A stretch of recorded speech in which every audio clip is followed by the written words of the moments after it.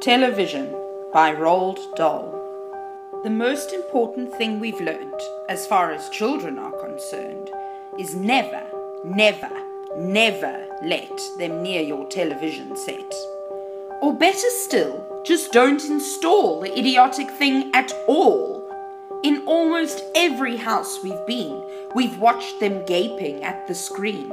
They loll and slop and lounge about and stare until their eyes pop out. Last week, in someone's place, we saw a dozen eyeballs on the floor. They sit and stare and stare and sit until they're hypnotized by it, until they're absolutely drunk with all that shocking, ghastly junk.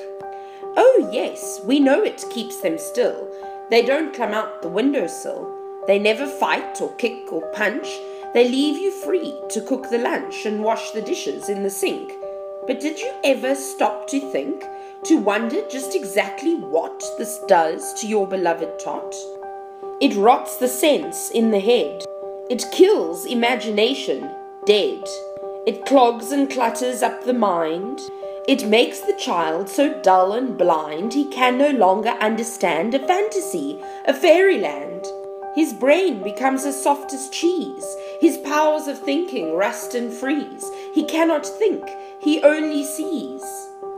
All right, you'll cry. All right, you'll say. But if we take the set away, what shall we do to entertain our darling children? Please explain. We'll answer this by asking you, what used the darling ones to do? How used they keep themselves contented before this monster was invented? Have you forgotten? Don't you know? We'll say it very loud and slow. They used to read.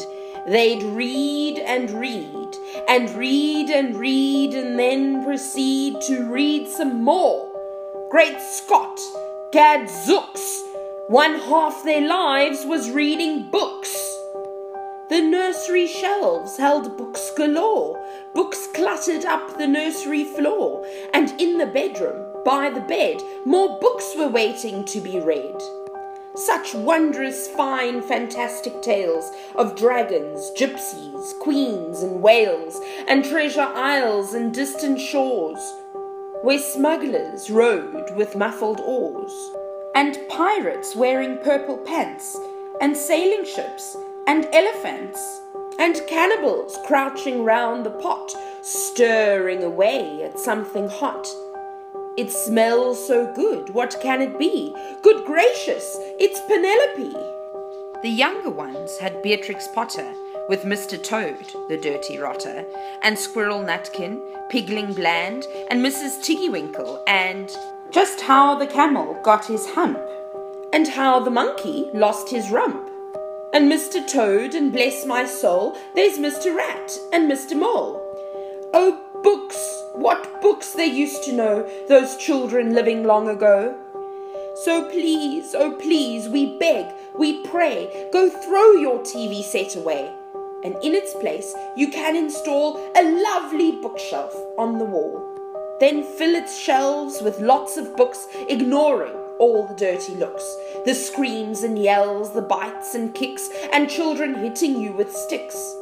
Fear not, because we promise you that in about a week or two of having nothing else to do, they'll now begin to feel the need of having something to read. And once they start, oh boy, you watch the slowly growing joy that fills their heart. They'll grow so keen, they'll wonder what they'd ever seen in that ridiculous machine. That nauseating, foul, unclean, repulsive television screen. And later, each and every kid will love you more for what you did.